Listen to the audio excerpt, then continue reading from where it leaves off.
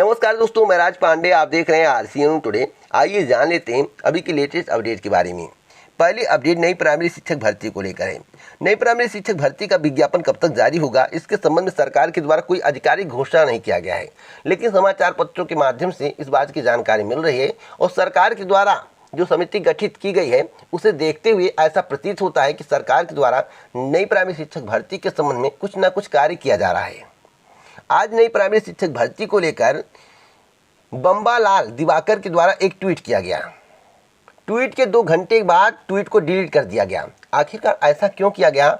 जब सरकार की मंशा है, सरकार ने समिति गठित की है, 70,000 से अधिक पदों पर भर्ती का विज्ञापन जारी होगा, तो आखिरकार 2 घंटे बाद ट्वीट को डिलीट क्यों किया गया? जैसा कि आप अपनी स्क्रीन पर जो ट्वीट देख रहे हैं, यह बम्बालाल दिवाकर के द्वारा ट्वीट किया गया है। इसमें लिखा हुआ है, बम्बालाल दिवाकर वेरीफाइड है, कोई फर्जी ट्विटर हैंडल नहीं है कि मैं आपको फर्जी खबर दे रहा हूँ। इसमें लिखा हुआ है, योगी जी की सरकार करने जा रही है 70,000 पदों पर भर्ती, जो कि शिक्षकों की सबसे बड़ी भर्ती होगी। यहाँ पर महिलाओं को सम्मान दिया गया है, महिलाओं का फोटो लगाया गया है, जैसा कि आप अपने स्क्रीन पर देख रहे हैं। यहाँ पर योगी जी हाथ उठाए खड़े हैं, यहाँ पर देख सकते हैं। और यहाँ पर लिखा हुआ है, शिक्षकों की सबसे बड़ी भर्ती की तैयारी, परिषदीय विद्यालयों के लिए शिक्षक भर्ती की मांग होगी पूरी।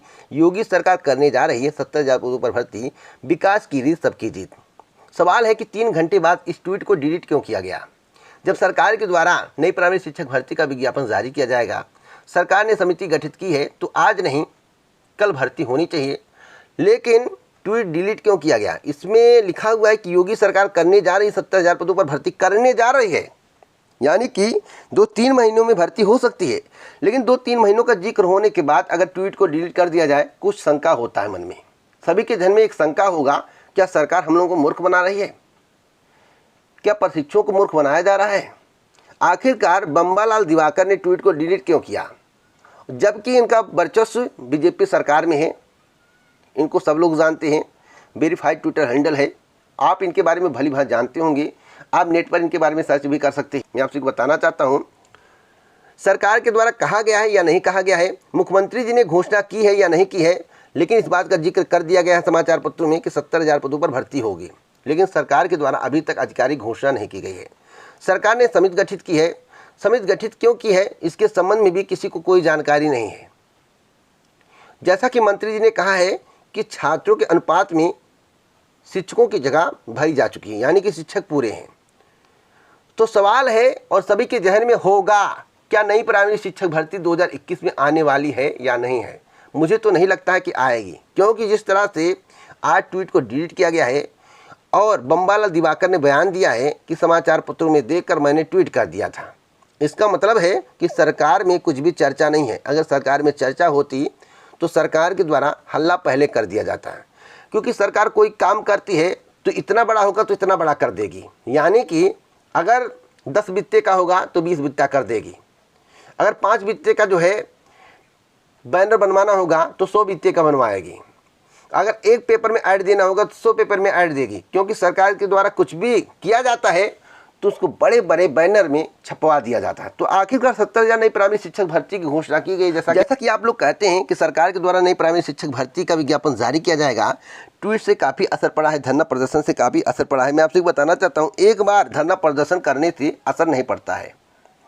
अगर सरकार के द्वारा नई प्राइमरी शिक्षक भर्ती की घोषणा की जाती या सरकार की मंशा होती नई प्राइमरी शिक्षक भर्ती की, तो सरकार के द्वारा बड़े बड़े हेडिंग में कई बार ट्वीट किया गया होता, कई बार बैनर दिखाया गया होता, कई जगह पोस्टर लगे होते हैं कि 68,500 शिक्षक भर्ती के बाद 69,000 शिक्षक भर्ती के बाद नई आने वाली शिक्षक भर्ती 70,000 पदों पर, इस बात का जिक्र होता है। इस बात को मान लीजिए, लेकिन आप लोग शांत बैठे हुए हैं।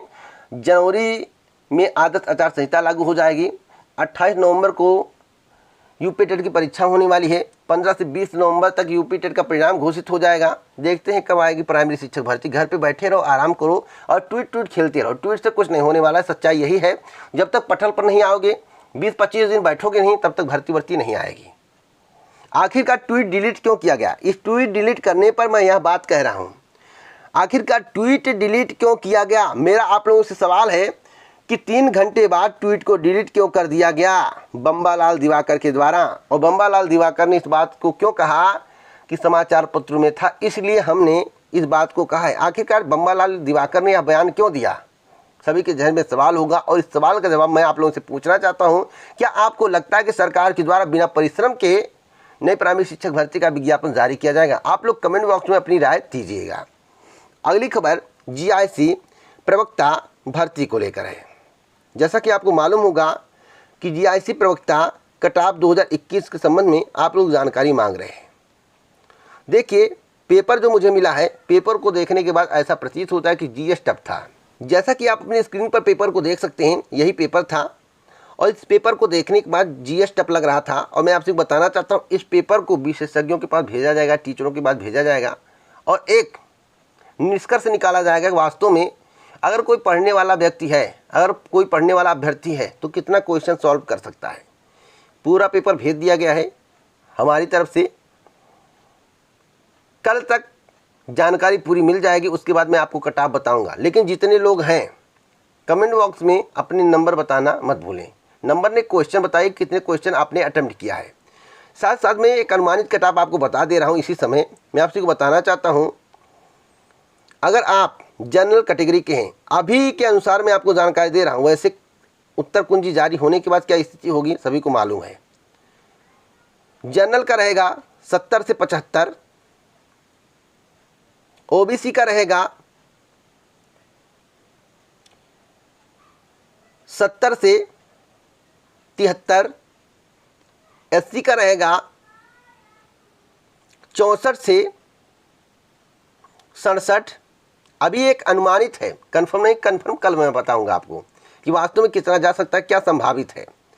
और एसटी का रहेगा 60 से 61। मैं आपसे बताना चाह रहा हूँ बॉयज और सबका इसमें कोई ऐसा नहीं जिसका ना हो। तो जैसा कि आप कट ऑफ देख सकते हैं, जो मैं आपको कट ऑफ बता रहा हूँ या तत्कालीन कट ऑफ है। कल मैं आपको स्पष्ट रूप से सही कट ऑफ बताऊँगा।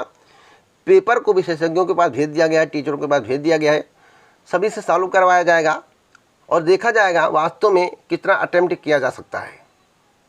अपने मन से एक शिक्षक कितना कर पाता है, एक विशेषज्ञ कितना कर पाता है, जो सभी विषयों के मास्टर हैं, जो कि आईएएस प्रीलिम्स निकालते हैं, मेंस देते हैं, पीसीएस प्रीलिम्स निकालते हैं, मेंस देते हैं, टीजीटी परीक्षा क्वालिफाई करते हैं, उन सभी से पूछा जाएगा। उसके बाद मैं आपको कल कट ऑफ बताऊंगा। तो आप लोग अपने क्वेश्चन कमेंट बॉक्स में लिखना मत भूलें, कितना आप लोगों ने अटेम्प्ट किया है। इसी प्रकार के ऑथेंटिक जानकारी के लिए आप हमसे जुड़ सकते हैं। चैनल को सब्सक्राइब करें, बेल आइकन दबाएं, ऑल पर सेट करें, वीडियो को लाइक शेयर करना मत भूलें। जय हिंद, जय भारत दोस्तों, नमस्कार।